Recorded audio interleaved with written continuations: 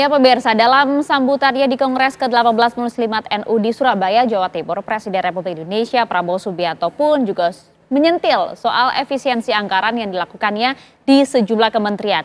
Prabowo menyindir dalam birokrasi masih ada raja kecil yang melawan instruksinya tersebut. Saya melakukan penghematan. Saya ingin pengeluaran-pengeluaran yang tidak perlu, pengeluaran-pengeluaran yang mubazir, pengeluaran-pengeluaran yang alasan untuk nyolong, saya ingin dihentikan, dibersihkan.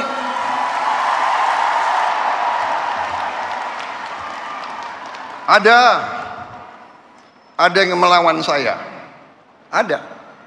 Dalam birokrasi merasa sudah kebal hukum, merasa sudah menjadi raja kecil.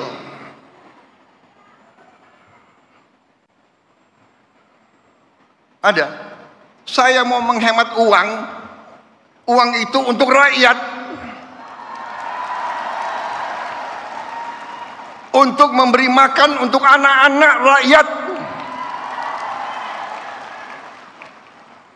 Saya ingin memperbaiki semua sekolah Indonesia. Kita punya 330.000 sekolah. Ibu-ibu yang guru, angkat tangan. Ibu-ibu, benar nggak? Lihat sekolah-sekolah. Perlu diperbaiki atau tidak? Saya berapa hari ini lihat sekolah-sekolah.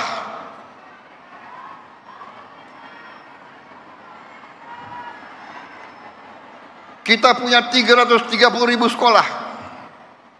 Anggaran untuk perbaikan sekolah hanya cukup untuk memperbaiki mungkin 20.000 sekolah. Berapa tahun kita mau selesaikan 330.000 sekolah? Karena itu perjalanan dinas, perjalanan ke luar negeri dikurangi.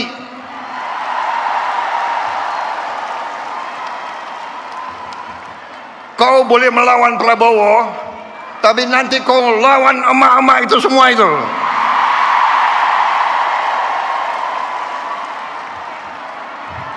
Bandel dablek.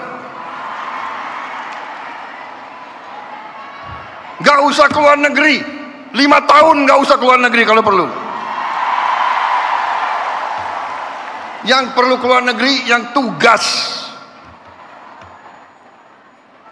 keluar negeri, tugas belajar boleh, tugas untuk atas nama negara boleh.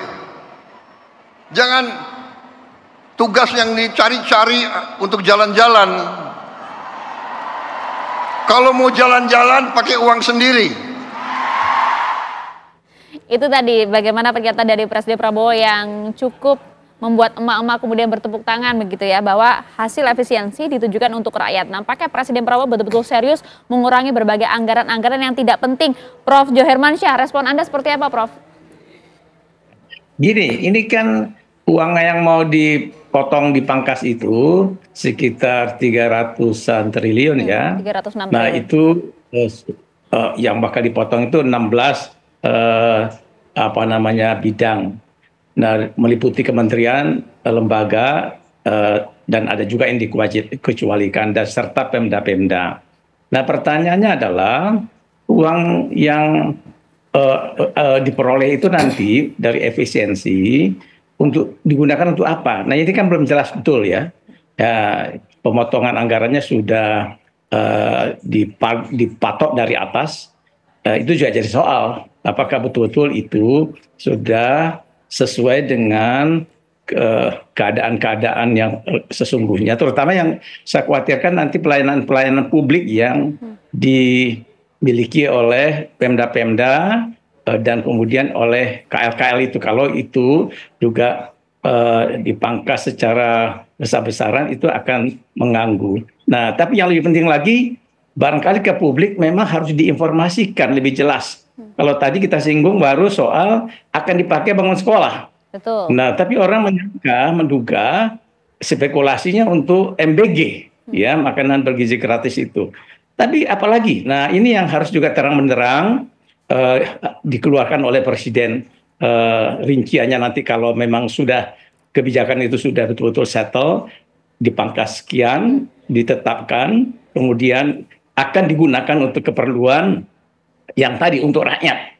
Ya, tetapi juga jangan sampai pelayanan-pelayanan dasar yang juga untuk rakyat menjadi terganggu. Ya. Nah, itu komentar saya yang pertama ya. Kalau soal birokrasi melawan politisi itu udah sering terjadi di mana-mana juga ada kasus-kasus begitu, ada konflik ya antara birokrasi dan politisi kita. Terutama kalau ada kebijakan drastis, maka birokrasi tentu terganggu zona kenyamanannya. Oke, nah kalau begitu artinya Anda melihat ini sebenarnya yang tadi dimaksud oleh Presiden Prabowo ada raja kecil yang melawan begitu, ini memang karena instruksinya sulit untuk kemudian dijalankan, ada perlawanan di sana, atau memang ada yang ingin bermain di dalam ini, Prof? Ya, ini ada memang yang menganggap ini bagian-bagian yang dipangkas ini terlalu keras ya untuk kepentingan aktivitas program kegiatan dari birokrasinya. Nah, sehingga mereka menjadi tidak bisa lagi kerja, lalu cuma sekian bulan kerja, lalu kemudian juga tadi ada sampai mulai tidak mau lagi lembur ya, pulang cepat ya, untuk menurunkan semangat atau kinerja.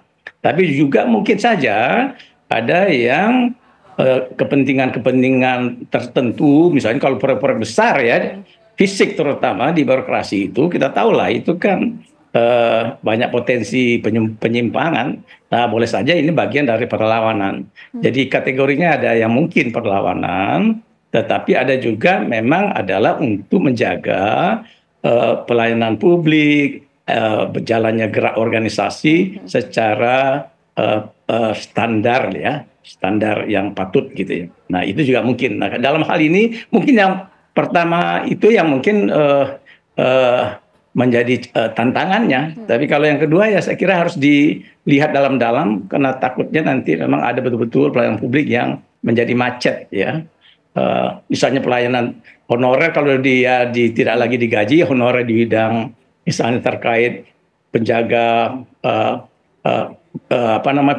waduk-waduk ya, irigasi atau damkar kalau di kota-kota. Nah, itu kan pelayanan publiknya menjadi terganggu karena kebanyakan mereka memang masih berstatus orang-orang pegawai honorer begitu, Mbak Maria. Oke, itu cukup menarik ya dari Prof. Johermansyah. Tapi menurut Anda seperti apa, Mas Adin? Apakah seriusnya Presiden Prabowo untuk memangkas anggaran-anggaran yang tidak efisien begitu ya, dengan salah satunya adalah memberlakukan sistem work from anywhere bagi ASN, ini salah satu yang tepat tidak, atau justru malah jadinya inefisiensi? Sekali lagi saya perspektif publik ya, saya anggap ini tepat. Kalau perspektif publik nih ya, saya sebagai pengamat kebijakan publik mencoba untuk melihat secara publik ini bagaimana. Menurut saya ini tepat, karena apa? Karena sebenarnya kita juga sudah memberi kesempatan kepada birokrasi kita dengan selama ini ya mungkin 20 tahun, 10 tahun ke belakang gitu ya. Kita sudah memberi kesempatan, kita sudah memberikan fasilitas gitu ya. Kalau ditanya kepuasan publik terhadap layanan birokrasi seperti apa, mungkin bisa dibilang belum sebagus dengan mungkin fasilitas dan semua anggaran yang sudah diberikan. Jadi apalagi nanti banyak yang bekerja dari rumah atau dari manapun. Akankah kemudian pelayanan publiknya juga bisa lebih optimal? Itu kan pertanyaannya. Benar. Nah, jadi saya melihat bahwa ini ada tren dunia ya. Amerika juga melakukan efisiensi yang lebih luar biasa ya, dikepalai oleh Elon Musk, bahkan Kementerian Pendidikannya aja dibubarkan gitu. Itu lebih ekstrim lah daripada kita. USAID dibubarkan. Kita mungkin nggak se-ekstrim itu, dan saya melihat 16 aktivitas yang diefisienkan itu benar-benar sudah dikaji. Artinya misalnya begini, misalnya sekarang kan banyak sekali ya semacam cerita-cerita gitu ya di media sosial bahwa sekarang birokrat atau ASN kalau ngantor udah nggak bisa pakai AC gitu, atau lampu dimatikan gitu. Menurut saya itu agak terlalu berlebihan sih. Itu berarti yang salah adalah dari apa ya, dari instansi itu sendiri gitu, salah dalam mengalokasikan anggaran yang tersisa gitu ya.